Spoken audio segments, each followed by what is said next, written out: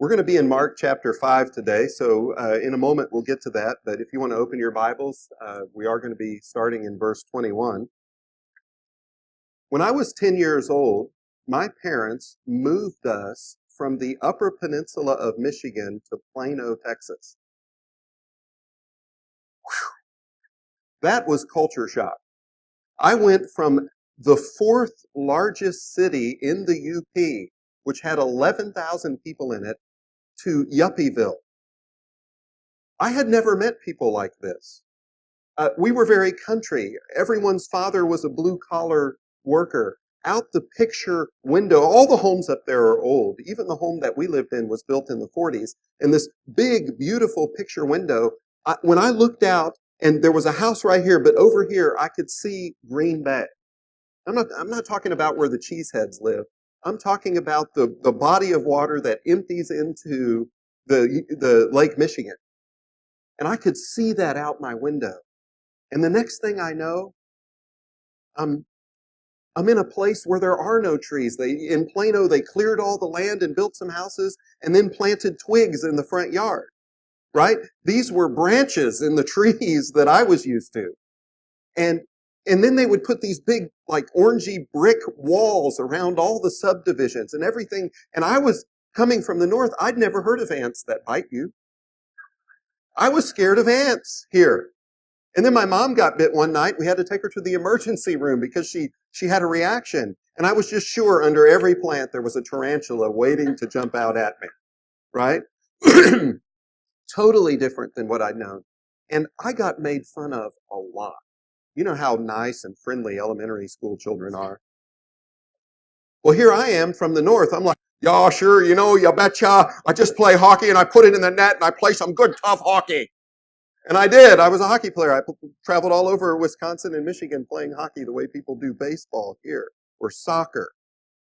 And that was my accent, like what you hear when you see a member of the Dallas Stars interviewed on TV, right? And you just go, did that guy have any formal education at all? And what's worse is it was Plano. So I got made fun of for the way I talked, the way I looked, the way I dressed. That one I blame my mother for. I got made fun of for everything.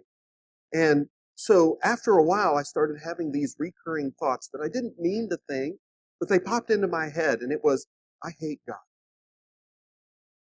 And you know what? I thought I'd done something unforgivable. And every night I would lay awake and go, please, God, forgive me. And you know what? I would go on to struggle with that for the next 25 years.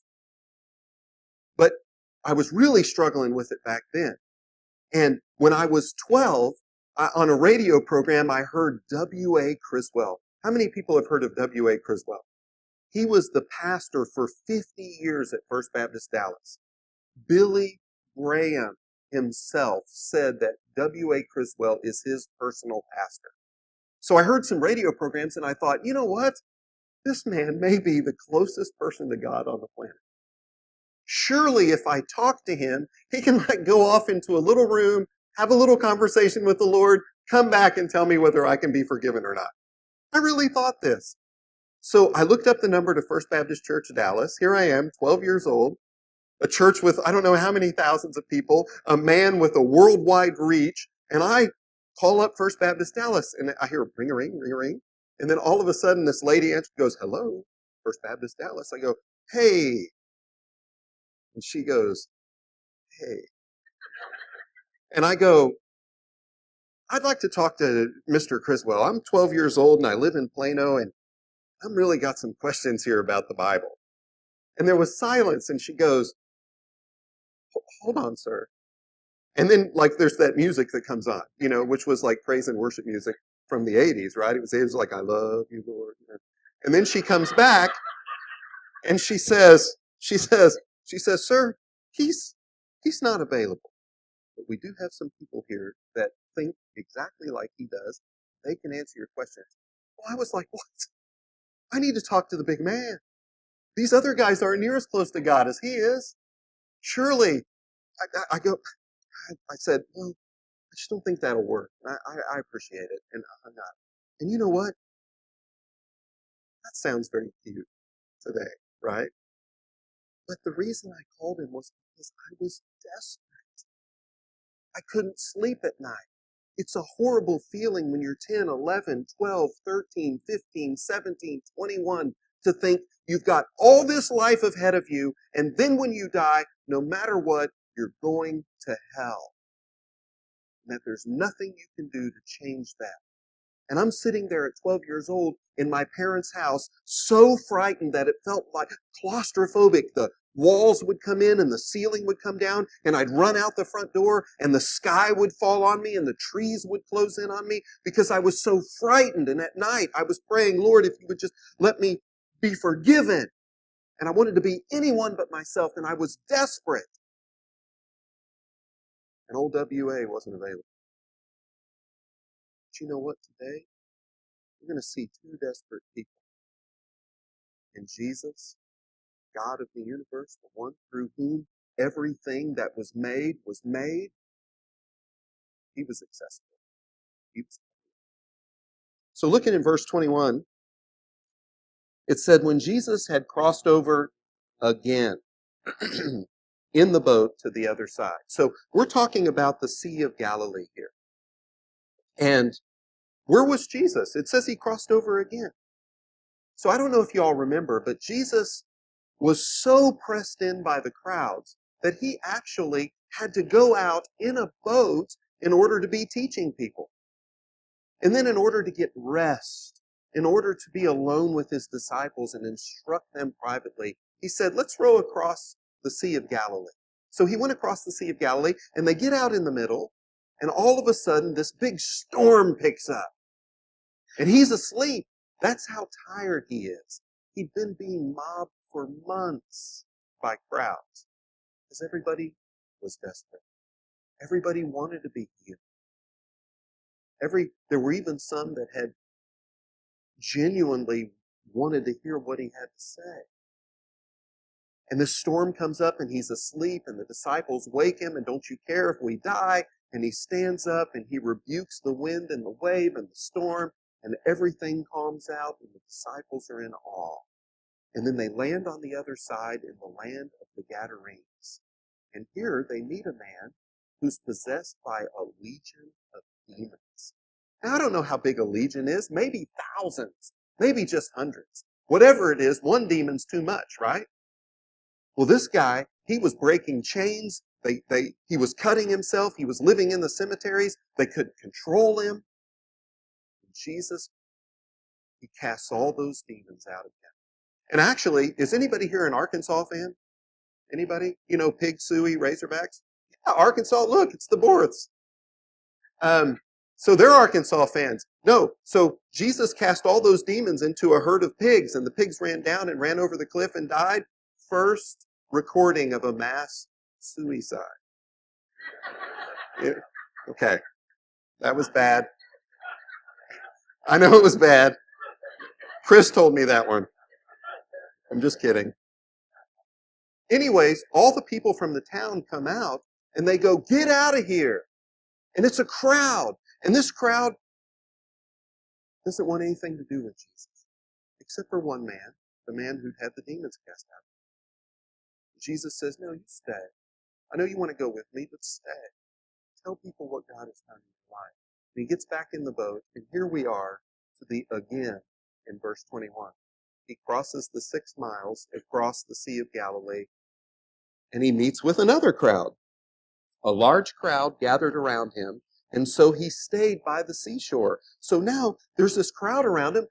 They're welcoming. They've been waiting on him. There are people out there who can't talk, who can't walk, people who can't see, people who can't hear. There are people out there that want to hear his message. There are people out there who are demon-possessed. They're desperate, or you have a family member that you're desperate for. And so they're there waiting on Jesus, hoping that he'll come, welcoming him. But there's so many of them that he has to stay by the seashore. He doesn't know if he's going to have to get away again. Or maybe it's just easier to teach people from a boat or on the seashore because at the Sea of Galilee, the land would rise up and create this natural amphitheater. And so this is a welcoming crowd. But then, right there in the midst of the crowd, verse 22, one of the synagogue officials named Jairus came up. So, what are synagogue officials? Well, in every synagogue, there was a group of men that was responsible for taking care of the scrolls, setting up the synagogue school, taking care of all the administrative matters around the synagogue. They were devout men. They enjoyed a very high social status and privilege in that society.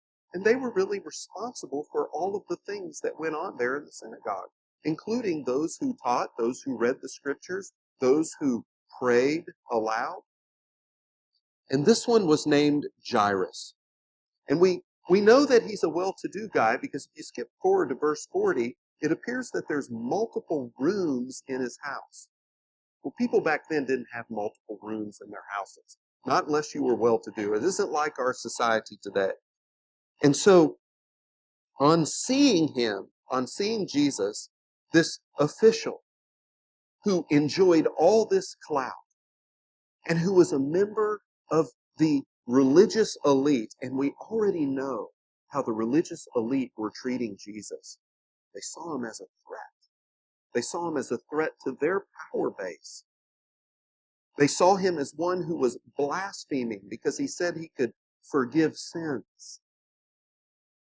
But here's this man that loses all dignity because he's desperate.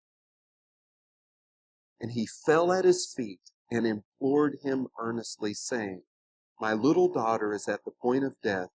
Please come and lay your hands on her." So he's showing his faith. He's falling before this man, a religious elite person whose only allegiance is to God, would fall at his feet before this man. It's like he's acknowledging, you are at least from God. And he doesn't worry about what the crowds think. And because, he was well known. He goes ahead because he loves his daughter so. And he knows she's on the point of death. Starts imploring, starts begging Jesus to come. And then I love that little word there. It says, so that she will get well. That's his confession. I know, Jesus, that if you come, she will get well. Only God has the power to make her well. And I'm saying, you can do it. And it says, and Jesus went off with him, and a large crowd was following him and pressing in on him. So I continued to struggle. Am I saved? Am I not saved? Can I be forgiven? And by the time I was 17, it was so bad that I couldn't concentrate at school. And one day, I had just had enough. It was in the middle of the day, and I just walked out of class. I had been a football player, and so the place that I knew where I could get alone was to go out, and I sat in the end zone of the practice field. And the campus there at Plano Senior High School is pretty big. It's like 6 buildings. So I passed all these buildings and went out there, and in the distance I could see my coach. Coach Campbell was his name. And Coach Campbell is royalty in Plano. In fact, when I came up and started playing football there, Plano was ranked number 1 in the nation. We had one guy that went on and started all 4 years at Notre Dame playing on the line. Hall was his name. And I could see Coach Kimbrough, and he was very Tom Landry-esque. And you just didn't want to disappoint him. He never had to raise his voice or anything because he just held you in such awe of his person. And he was a believer. And he was coming toward me, and he came out and he goes, Aaron, what are you doing out here? He said, I've been hearing that you're having some problems at home. I've been hearing that there's some things going on. There were some problems at home as well. And so I told him all about it. And he just stood there and listened. Talked to me for a little bit. And then he said, try not to stay out here too long. And turned around and walked back to the church. Here's this guy who's royalty, at least in Plano. And unlike W.A. Criswell, He was accessible. He was available for me. And that's meant a lot to me over the last 30 years. And here's Jesus, pressed in by crowds, who isn't overwhelmed by the crowd, but focuses in on one individual and then agrees to go with him to his kingdom. You know how unusual that is? Most very strong pastors and teachers are good with 1,000 and terrible with one. A.W. Tozer was that way.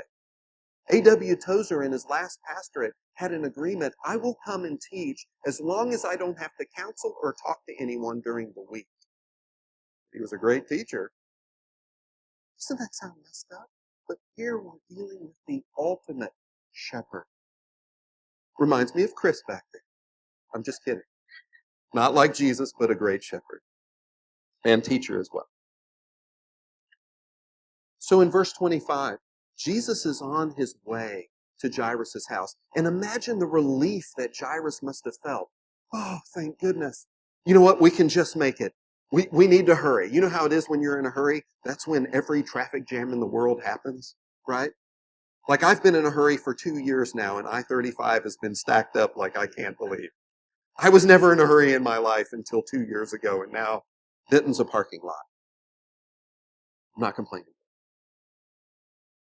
Well, he's on his way, and a woman who had had a hemorrhage, this woman was bleeding.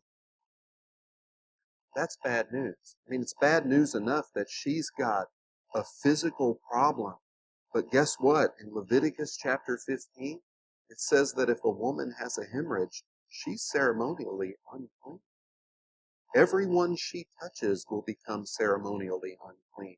She's not allowed now to go to synagogue or go to the temple. So this isn't just a physical problem. Her family has to maintain a relationship with her at a distance. And not only that, she can't be a part of the religious center of her society. She's not just got a physical problem, she's got a big social problem here. And it says she's had it for 12 years. You know what? The scripture hasn't said it yet, but we're going to find out later in verse 22 that Jairus' daughter is 12 years old. But these two people have some very interesting differences and also some striking similarities. One was a man and one was a woman. One was rich. It says here that she had endured much at the hands of many physicians and had spent all that she had. So now one was rich, but she was now poor. One enjoyed high social standing in the community. The other was now a social outcast because no one could even touch her. And all that 12 years that Jairus had been enjoying his daughter, watching her grow up, tending to her, sharing scripture with her. All those 12 years, she had been in a personal crisis and a personal hell. This is miracles 12 years in the making for both of them. And one huge thing that they had in common was both of them knew that Jesus was the answer. So she had spent all she had and had not been helped at all. You know, this is very interesting. I found some treatments that they would use in the first century for women who had this particular problem. One of them was to feed a donkey barley corn, wait for it to poop, pick the barley corn out, and then carry it around. And that was supposed to heal you of this hemorrhage. Another one was you took some Persian onions, cooked them in wine, and drank it. Another one was a sudden boom, shock. Okay, anybody have the hiccups? Right? I don't even think it works with the hiccups, and it certainly didn't cure her. One was to take like the rubber tree plant and some alum and some flowers called crocuses, put them all in wine and drink it. Another one was to carry like a sack full of ashes, like after you'd burned an ostrich egg. These were the kind of things, and probably many more things, that she had undergone in her treatment, right? Well, so she had suffered much, and after hearing about Jesus, she came up in the crowd behind him and touched his cloak. Now listen to that. Read that real carefully. After hearing about Jesus, doesn't the Bible teach that faith comes by hearing the word? And then she acted on that. She came to be made whole. And that's what real faith is, right? Real faith isn't just going, Jesus is the answer. Real faith is going, now I embrace him. I transfer my trust to him. So what we've got here is like a mini picture, something unfolding that looks just like what salvation looks like for us. We can't see it happening, but right here it's unfolding in real time, and they can see all of this happening. And she touched his cloak, for she thought, if I just touch his garments, I will get well. Well, you know, an interesting thing about garments is in Deuteronomy chapter 22, when you had a garment, the law said, put a tassel on each of the four corners.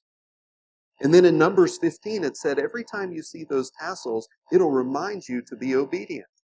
And every time someone who's not an Israelite sees those four corners and those tassels and wonders why you have the tassels, they'll know that you're my chosen people. And probably that's what she grabbed.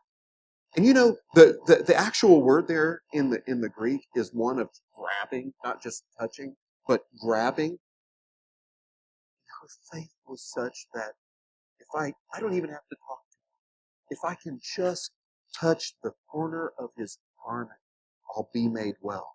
And it says immediately the flow of her blood was dried up, and she felt in her body that she was healed of her affliction. And then it says immediately again, Jesus, perceiving in himself that power proceeding from him had gone forth. Two immediatelys. In other words, it was simultaneous. She was healed, and God was aware that power had gone out. You see, because all these people following Jesus around, it was like a circus, right? Hey, let's go to the freak show. There's this man that can heal you. Hey, it doesn't matter what it is. Come to him. I'm telling you, he can be healed. But Jesus' power is not a freak show. Jesus' power is not an impersonal force. It's not this thing that's just out there floating around. And his activity is very involved in dispensing that power because he is a personal God. It's not enough for him to be moving along in a crowd and for power to go out of him and for him to not stop and deal with that person. Because he's compassionate, he's kind, he's personal. He is the great I am and the creator of the universe and the creator of the atom and the creator of the complexity of our bodies and everything else. He is the author of physics, right?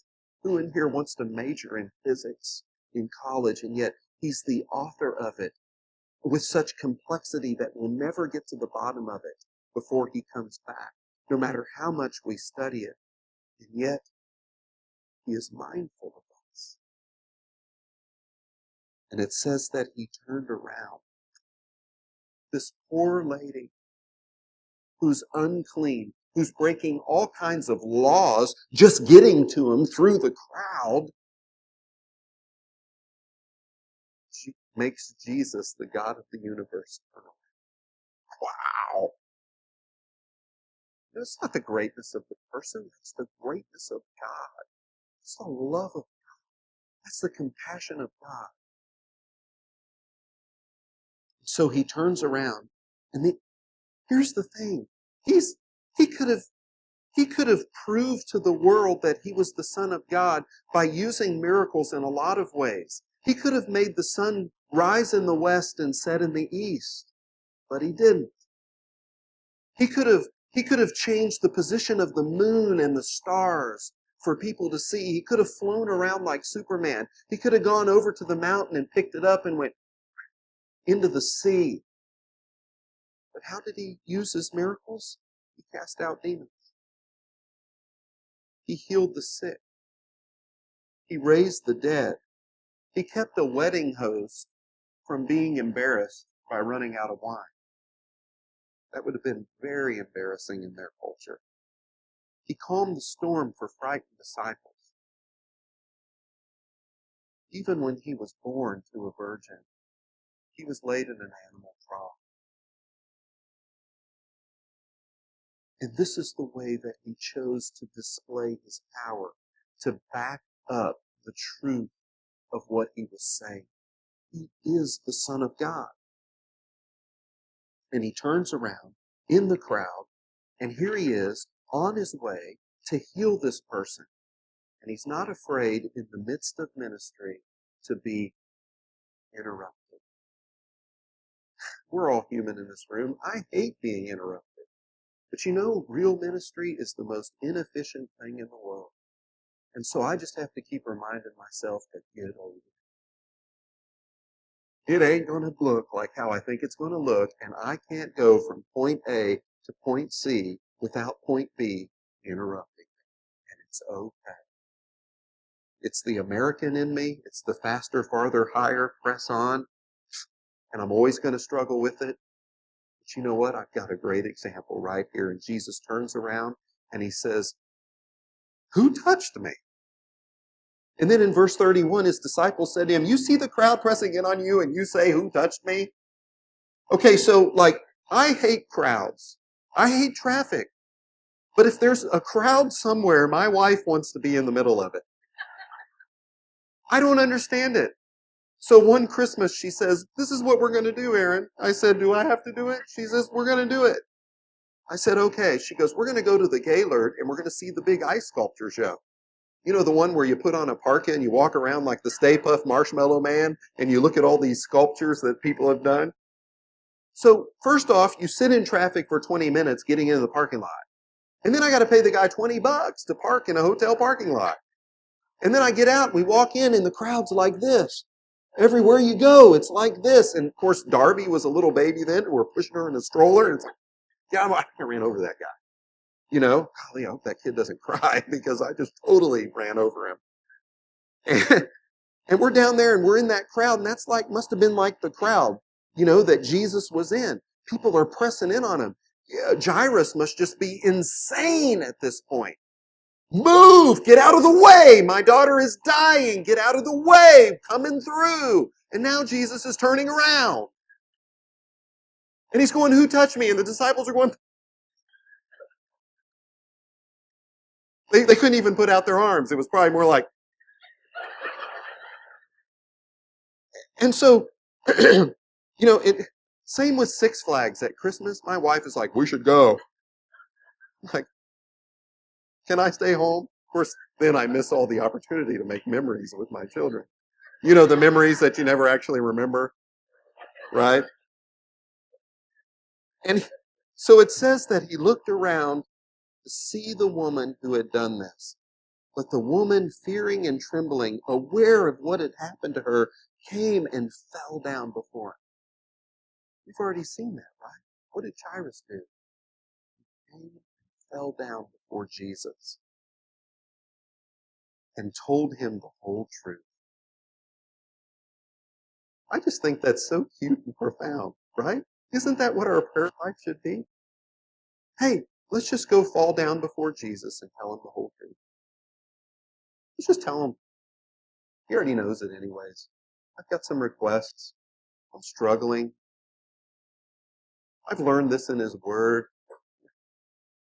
Let's just fall down before Jesus and tell him the truth. I just love it. You know, then people got to talk to Jesus and they could actually see him. But hey, it's like a metaphor for prayer for us. It's no different for us when we go before God, right? We just can't see him. But it's no different. He's there.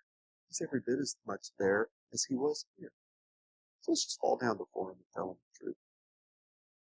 And Jesus says, "Daughter," it's verse 34, Your faith has made you well. He calls her daughter. I think this is the only time in Scripture where Jesus addresses someone as daughter. He's so kind and he's so compassionate. He's been interrupted. He's in a crowd. He's been running on empty for months. But he allows himself to be interrupted. He says, daughter, your faith has made you well. Well, now, there's there's two main words in the Greek that would go for someone being made physically whole. One of them, actually, I don't even know how to pronounce it, but we get our word therapy and therapeutic from it. That's not the word Jesus says here when he says that your faith has made you well. He uses the word sozo. S-O-Z-O, but it's pronounced sozo. And it's never used outside of the New Testament except for in conjunction with eternal salvation. In fact, he uses it in Luke 17:19 when he healed the 10 lepers and 9 of them went away and 1 came back. It was like saying, hey, I healed 10 of you, but only 1 of you is saved. And that 1 came back. This woman here has been made sozo. She is forgiven. Go in peace and be healed of your affliction. Think about this. She's been healed spiritually now. She's been healed physically now. She's been healed socially now. She can now be a part of the temple and the synagogue and enjoy her family and her friends again and come back into society again. Jesus was interrupted and kindly dealt with this woman's whole person, not just healing. And that's who God is. That's who God is. Meanwhile, Jairus is probably on the ground kicking and screaming, terrified, worried, scared, and now his worst fears are coming true. While Jesus was still speaking, they came from the house of the synagogue official saying, your daughter has died. Why trouble the teacher any more? Isn't that like our life sometimes? Right? We go to the Lord in prayer, and it seems like it takes him forever to act. But I want you to know he's hard at his work. This whole time that Jairus has been waiting, the Lord has been doing something great in a person's life who lives in that community where Jairus ministers. And also, what's the greater miracle? I don't know. There is no great miracle to God. He can do everything. So healing a person of their terminal illness or raising them from the dead is probably all the same to him. But at least from our eyes and human perspective, it's a greater miracle to raise someone from the dead. And it's obvious here because Jairus and those in his house believed that if he came, he could heal the daughter. But now that she's died, no one thinks that he could raise them from the dead. And they're even going, why trouble the teacher? And you know what? That even shows the faith of Jairus' family right there because they call him teacher. Jesus' primary reason for being there was to be a teacher and not to be the freak show or the miracle healer. So they're showing great respect for him by calling him the teacher. But the thought hasn't occurred to them that he could do anything. And now Jairus, imagine how Jairus must feel. I mean, he had it. It was right there. It was in his hands. Jesus was on his way. If only he had not been delayed. My daughter would be healed. And now she's gone. And all hope is lost. And there's fear and there's doubt. There's probably anger. Probably anger at Jesus. Does anybody ever get angry at God? Anybody? I have. I started thinking thoughts like I hated him when I was 10. And it creeps up in us, right? Because we're humans and we're short-sighted and we only see so far. And when our expectations are pummeled, then all of a sudden that wells up in us, right? But Jesus, overhearing what was spoken again, he's the God that's with us. He overheard that. And he said to the synagogue official, "Do not be afraid any longer, only believe." Jairus' faith was not perfect, was it? Jesus is there encouraging him and reassuring him. There was another man who said, "I do believe, help thou mine unbelief." There was another time when Jesus said, "Hey, y'all are having a hard time believing in me, but you're seeing the miracles. Obviously, no one but God can do these miracles. At least believe the miracles." He's not expecting perfect faith from us. In verse 37, he allowed no one to accompany him except Peter, James, John, the brother of James. They came to the house of the synagogue official, and he saw a commotion and people loudly weeping and wailing. I don't know if y'all know this, but in the first century and in that culture, the funeral began there. And it was almost uncontrolled chaos when someone died. Okay? Now, the last 2 months in my family have been a little bit rough. I had an uncle who was a pastor that I was very close to, went to the hospital with a pain in his side and died 2 weeks later of cancer. So we went up to Ohio, did the funeral. I was a pallbearer. We came back. 2 weeks later, my grandmother goes to the doctor, finds out she has cancer, and that was on a Thursday. She died on Wednesday. Back up to Ohio, I was blessed to do the eulogy and was once again a pallbearer. Now, when you're at a funeral today, it would be very disrespectful to be loud. It would be very disrespectful to bust out some music right at that time. Everything's quiet. Everybody's trying to be kind to the family. No one knows really what to say, so you just don't say anything. And if you do say it, the family's guaranteed to get mad at you, and you are guaranteed to feel like an idiot, right? And I don't know about y'all, but I'm 44 years old, which don't make fun of me, Mr. Borth. I know that was, you think I'm a baby, right? But at 44, I'm getting a little too old to be a pallbearer because those caskets are heavy, right? And at the little church out in the country, in the hills, in southern Ohio, we carried it down the steps, across the front of the church, up 70 yards, up the road, with it on our shoulders, and then up an embankment, because it's hillier there than it is in North Texas, to the place, and I'm there, and I'm telling you, there ain't anybody but me pulling my weight.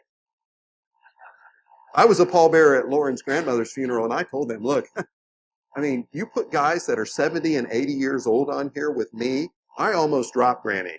I could see my spine, like scoliosis, holding that up. I can't drop it, you know? Her family already doesn't like me, and what if I drop the coffin? So I'm getting way too old for this, you know? But nevertheless, the whole way was quiet. It was subdued. People stood out there and watched us as we carried this casket along. But not in Jesus' day. In Jesus' day, there were professional mourners that you would hire, and they'd show up and they'd wail, and they cried, and they had it down to a science. And also there were people there, and there were rules about how you tore your clothes when you're upset. You tear your clothes. You even sew them back up and wear them for a month so that people can know you're still sad, right? If we tore our clothes in this society, everyone's funeral wearing clothing, right? The clothes you wore to a funeral, we'd all be in Walmart and Target buying that, right? We would not want to buy that from Dillard's or Saks, right? Ooh! And people were doing that.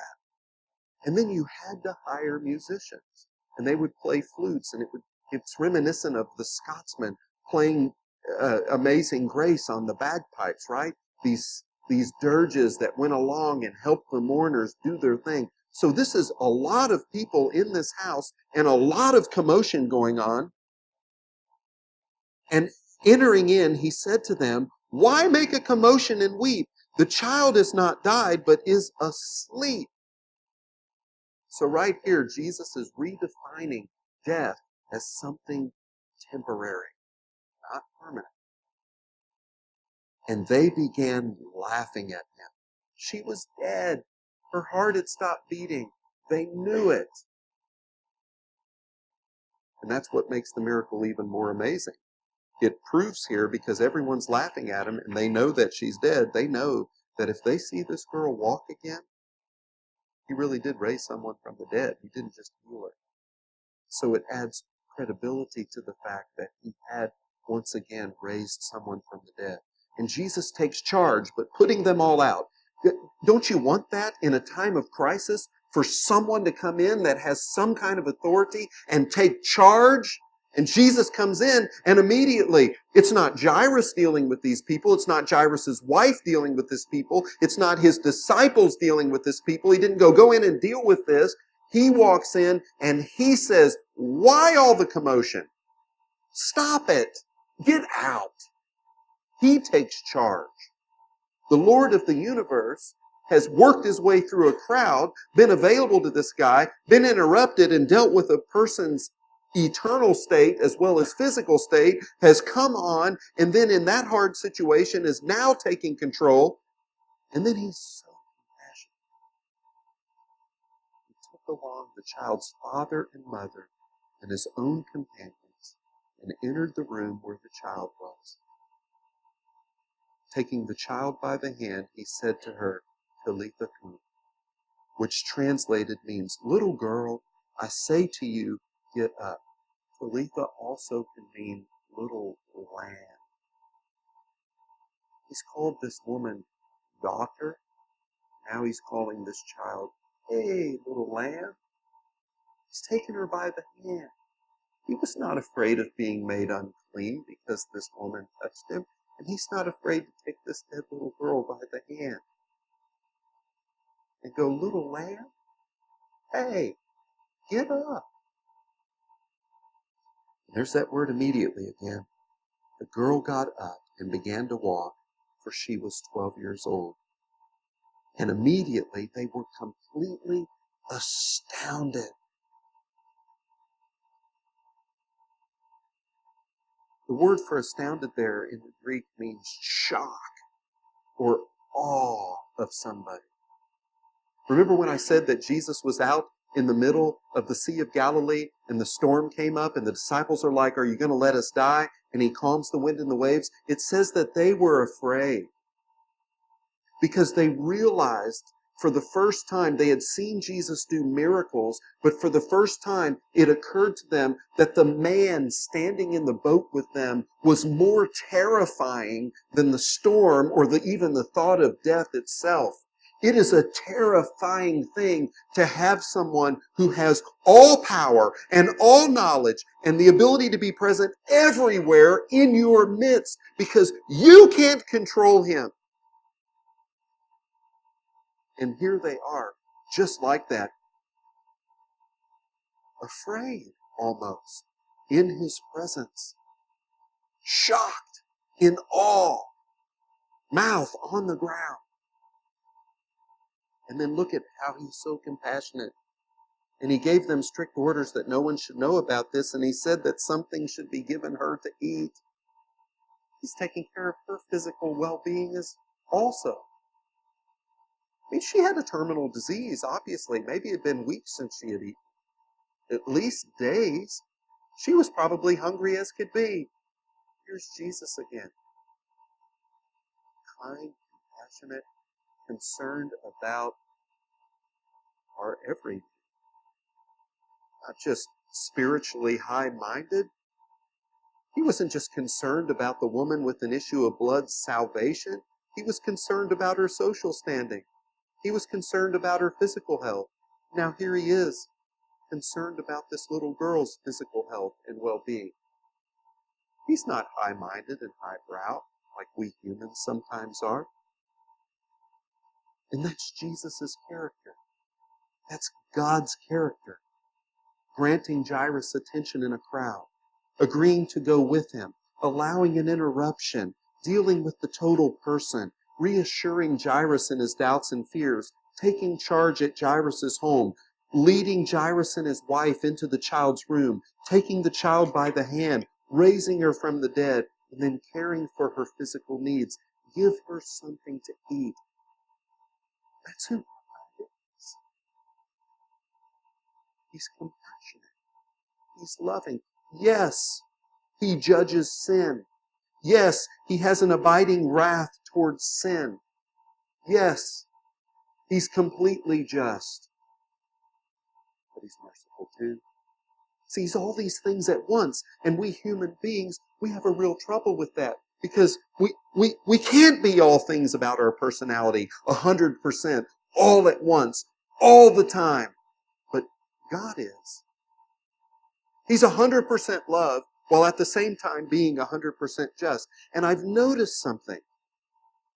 Where there are churches where there's strong expositional biblical teaching, whether it's a Bible church or uh, uh, sometimes you see it in the Baptist church, evangelical free churches, the PCA churches, the Presbyterians, there's strong expositional teaching, and there should be.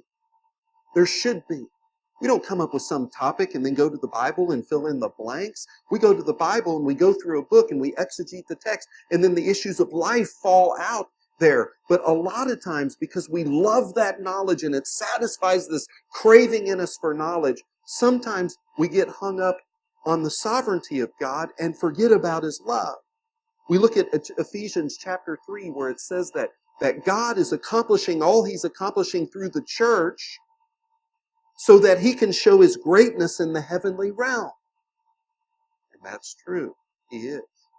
We think about Jesus as coming and living on earth and doing everything and saying everything like God said He should, and then dying on the cross so He could be obedient to His Father.